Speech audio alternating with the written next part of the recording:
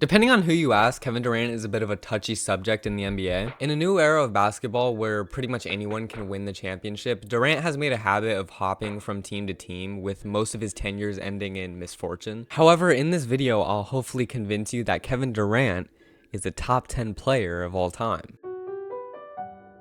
In Durant's time with the Thunder, he did things even all-time greats never did. In his second season, he was already shooting 42% from three-point range while attempting 3 threes, a number that Michael Jordan himself was only able to replicate once. Following his sophomore year from the 2010 to 2013 NBA seasons, Durant finished second in MVP voting 3 times.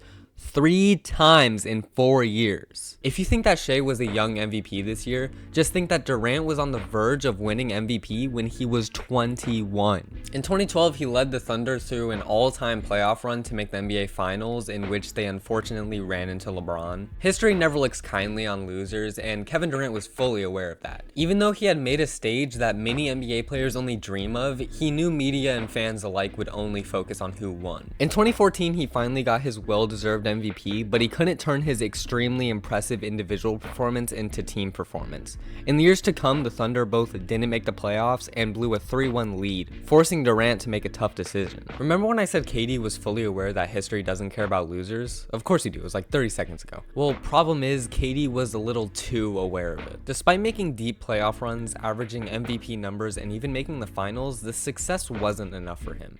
This lust for winning turned into one of the worst decisions a superstar ever made.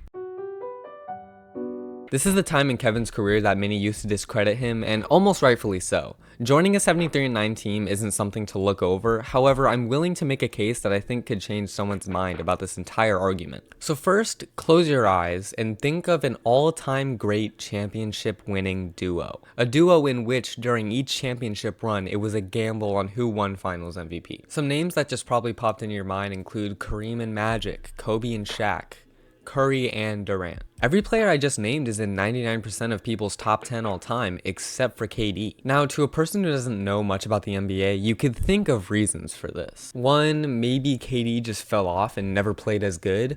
Well, no, but we'll get to that soon. 2, well, maybe he didn't integrate himself into the team, maybe he played as an individual.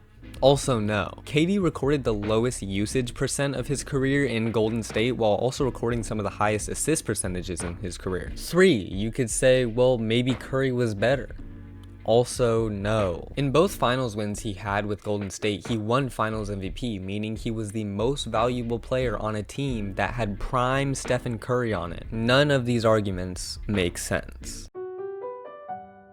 In the years since his theatrics with Golden State, he's had disappointment and glory alike. While for some this could scream not top 10, for me it doesn't. In Brooklyn, he had some of the best seasons of his career. In one, he averaged 27 points per game on 54, 45, 88 splits, and in another, he averaged 30 points per game on 52, 38, 91 splits. These are seasons LeBron would get all-time praise for, but for some reason they get swept under the rug. Now, I'm not going to deny that his stint with the Suns has been disappointing. For someone that wants to see him win, it hurt watching him go from second round exit to first round exit to somehow not even making the playoffs. Don't let this hide the fact that he's still having great seasons though. Just a year ago, Durant finished 9th in MVP voting at the age of 35. Not to mention he's been on 50-40 splits his entire time in Phoenix. As I'm recording this video, KD just got traded to the Houston Rockets, who immediately became championship contenders just because he's on their roster. We'll just have to see how that goes. Now I just want to leave you off with this. If you can truly look at me in the eye with a straight face and tell me that the man who's been shooting 39% from 3 at 7 feet tall,